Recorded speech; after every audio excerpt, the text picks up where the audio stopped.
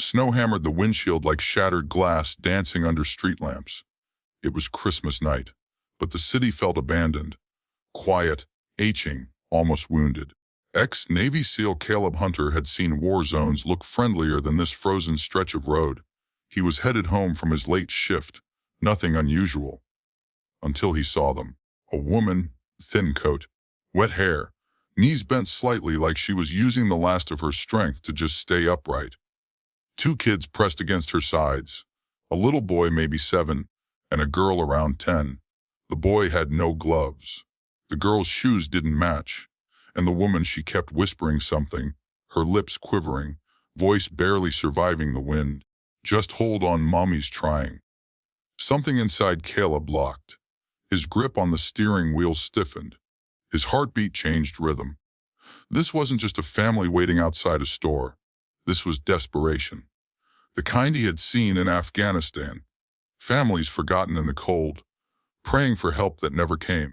He slowed his truck, then he stopped, and when the woman finally looked up, their eyes met through the sheet of falling snow. Her expression said everything: fear, exhaustion, shame, and a flicker of hope, the kind you try to kill before it disappoints you. Caleb opened the door. "Mom," he called out softly, "are you okay?" And she swallowed. Hard, as if even answering hurt. "My husband," she whispered, voice cracking instantly. "He passed 8 months ago." Her knees buckled for a second, but she steadied her children. "I lost the house. We've been staying in a tiny room at a motel. Tonight I thought I could cook them something special. Just anything." Her daughter tugged at her sleeve. "Mommy, it's okay." But it wasn't. The woman looked at the dark grocery store behind her. They closed early for Christmas. "I didn't know." And then her last line hit Caleb like a gut punch. "We haven't eaten since morning." Her boy hid his hands in his shirt sleeves, trying to warm them. The girl's lips were turning blue. Caleb felt something burn inside him, not anger at her, but at the world that made a mother apologize for being cold, hungry, and heartbroken on Christmas. He stepped closer. "Come with me," he said quietly. The woman blinked. "What?" "Please," he added. "It's warm in the truck, and you shouldn't be out here." Her instinct was to refuse. He could see the fear in her posture. But her son coughed, a hollow, weak cough, and she gave the smallest nod. "If you believe no family should suffer alone, if you believe kindness matters, please, like, share and subscribe to Kindness Corner Hub. It helps us reach more hearts with stories just like this one." Inside the truck, the heat blasted against their frozen skin. For the first few minutes, the kids said nothing.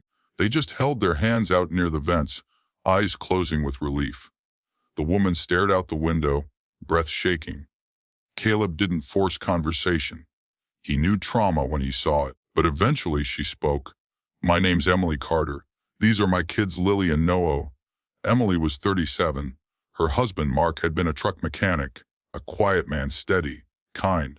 He died from a sudden heart attack at work. Emily had been a stay-at-home mom. After he passed, she tried everything: diner shifts, janitorial work, even overnight cleaning jobs. But she couldn't make enough for childcare and rent. "We sold everything we could," she said. "My wedding ring, his hunting gear, even the kids' tablet." Her voice wavered. "I thought I was strong, but grief hits you in ways you don't expect." She told him how the motel manager was threatening to kick them out after New Year's, how she skipped meals so her kids could eat, how she pretended everything was okay, and how, tonight, she felt like she failed them again. Caleb listened, jaw tight. He wasn't good with emotions, never had been. Even in the military, he was the guy who kept things locked inside.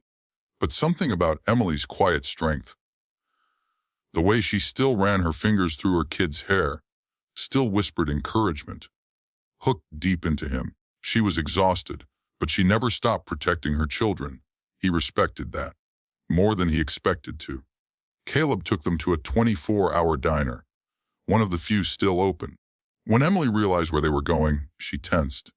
"No, please. We can't afford." "I got it," he said gently. Let me do this. Inside, the warmth and smell of pancakes made the kids perk up. They ordered small, polite, like they were afraid to take too much. Emily chose only tea. Caleb frowned. Why aren't you eating? I'm not that hungry. But the way she stared at her children's plates told the real story. He ordered her a full meal anyway. Halfway through eating, the betrayal arc came crashing in. The diner manager, a tall, sharp woman with a fake smile, walked over. She glanced at Emily's worn coat, the kids' mismatched clothes, then narrowed her eyes. Sir, she said to Caleb, is everything all right? Are they bothering you? Emily froze. The kids stopped chewing. Caleb's entire posture changed. Why would you assume that? He asked, voice low. The manager shrugged. We've had people come in before, looking for free meals, causing trouble. Emily's face turned red with humiliation. We're not causing trouble, she whispered. The manager ignored her. If they can't pay, I'm paying, Caleb snapped. For all of them. The manager's tone shifted instantly. Oh, of course, my apologies. Enjoy your meal. She walked away with that same fake smile. Emily stared down at her plate, shoulders shaking.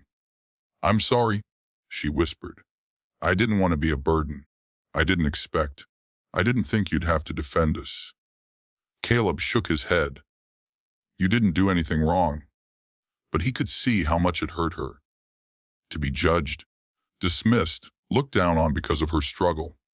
It wasn't fair, not even a little.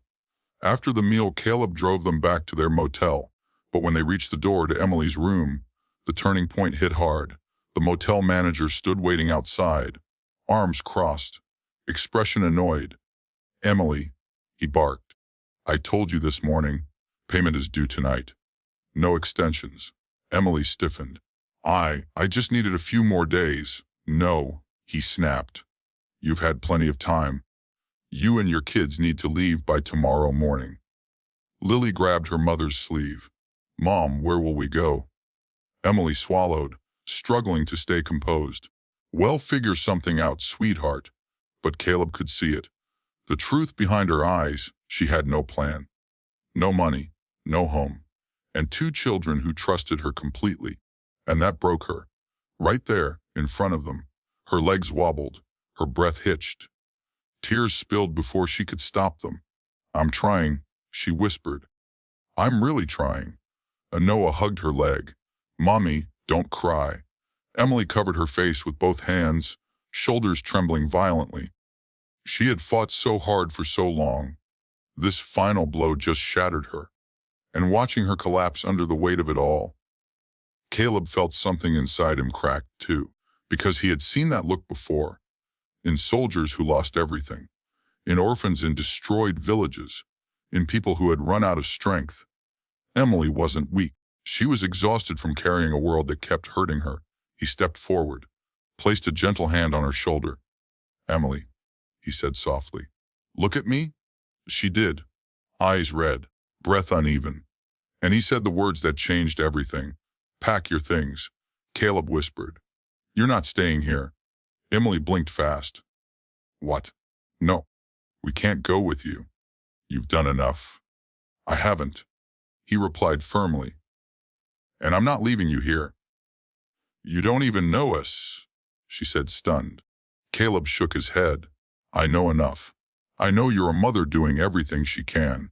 And I know your kids deserve a warm bed and food, not another night of fear.